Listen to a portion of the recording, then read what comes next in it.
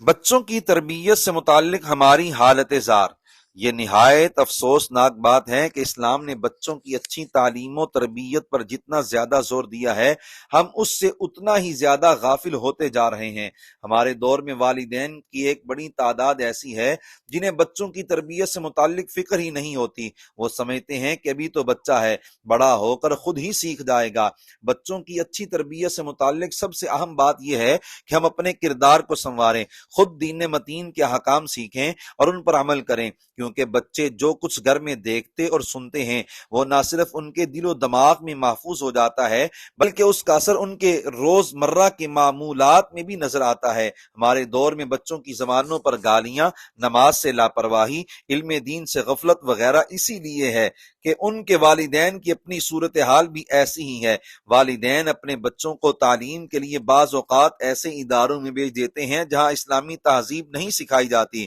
ان کے ساتھ بیٹھ کر گانے سنتے ہیں اور بیہودہ فلمیں، ڈرامے دیکھتے ہیں، ان کے سامنے آپس میں لڑتے جھگڑتے ہیں اور گالیاں بکتے ہیں، ان سے یا ان کے سامنے دوسروں سے جھوٹ بولتے ہیں اور وعدہ خلافی کرتے ہیں۔ انہوں نے غلطی ہو جانے پر شاید ہی کبھی والدین کو دوسروں سے معذرت کرتے دیکھا ہو، شاید ہی کبھی انہوں نے والدین سے نبی کریم صلی اللہ علیہ وآلہ وسلم کی سیرت طیبات کے واقعات سنے ہوں۔ والدین کو نماز با جماعت کی پابندی کرتے ہوئے بھی چند خوش نصیب بچوں نے ہی دیکھا ہوگا۔ بری تربیت کا ہی نتیجہ ہے کہ دور حاضر کے بے شمار نوجوان دنیا میں اپنے والدین کے لیے وبال جان بنے ہوئے ہیں اور آخرت کی شرمندگی سے اللہ بچائے۔ والدین اور دیگر سرپرستوں کو چاہیے کہ اپنی بھی اصلاح کریں اور بچوں کی تربیت سے متعلق بھی اپنی ذمہ داری کا احساس کریں۔ قرآن مجید میں نیک اولاد سے متعلق انبیاء کرام علیہم الصلوات و تسلیمات کی متعدد دعائیں مذکور ہیں۔ خالق کائنات نے اپنے پیارے بندوں کے اوصاف بیان کرتے ہوئے یہ بھی ذکر فرمایا ہے کہ وہ اپنے رب کی بارگاہ میں التجا کرتے ہیں،